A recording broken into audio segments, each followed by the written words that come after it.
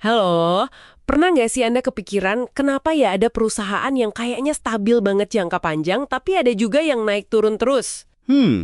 Sering banget ya itu jadi pertanyaan. Kita kan seringnya fokus ke satu hal gitu, antara ngejar pertumbuhan atau ngejar untung. Betul, kayak harus milih salah satu gitu ya. Nah, tapi gimana kalau kuncinya justru bisa dapat dua-duanya, dan secara konsisten? Hari ini nih, kita mau coba gali lampiran dari buku The Three Tensions, fokus ke Appendix A. Appendix A ya, yang bahas soal nilai pasal itu? Iya, kita mau bedah konsep betting average atau rata-rata pukulan.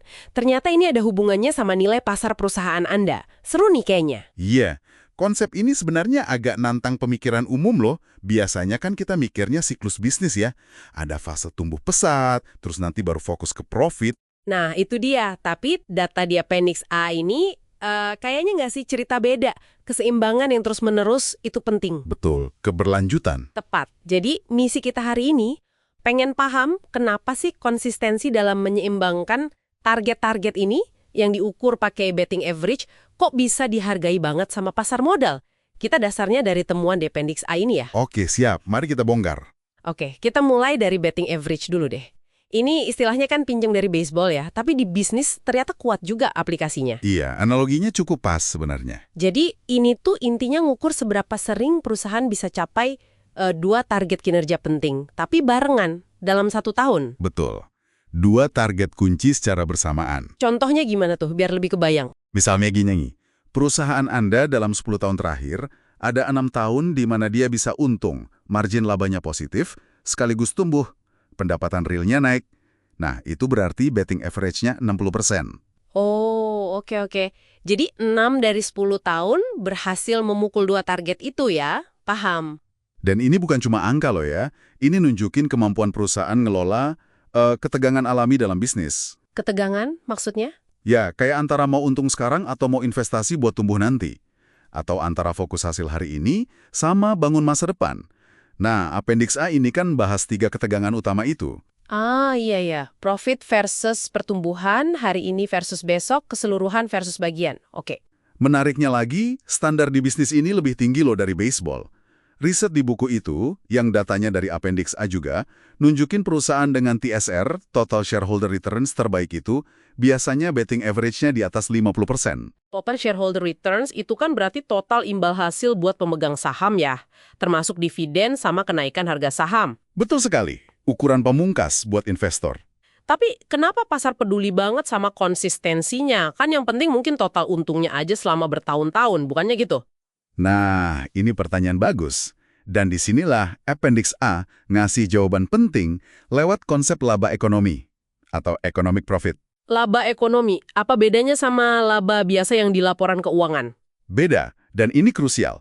Laba akuntansi biasa kan nggak selalu ngitung semua biaya modal.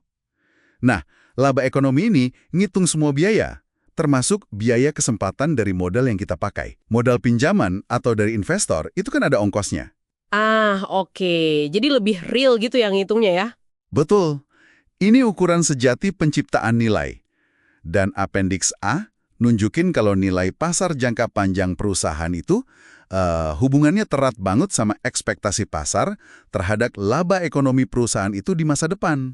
Oke. Jadi laba ekonomi ini target utamanya. Terus betting average tadi masuknya di mana?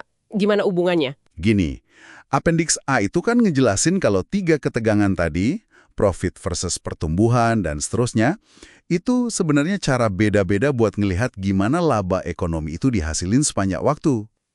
Oke. Nah, kemampuan buat secara konsisten nyimbangin kedua sisi dari ketegangan itu, yang kita ukur pakai betting average tinggi, itu ternyata berhubungan langsung sama kemampuan perusahaan buat menghasilkan laba ekonomi secara berkelanjutan.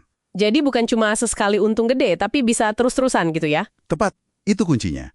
Keberlanjutan. Wah, ini nih yang paling bikin penasaran. Hubungan langsungnya ke hasil buat pemegang saham, ke TSR tadi. Persis. Secara matematis, ya memang total laba ekonomi kumulatif yang nentuin nilai akhir. Tapi temuan kunci banget di Appendix A itu adalah adanya korelasi yang sangat kuat.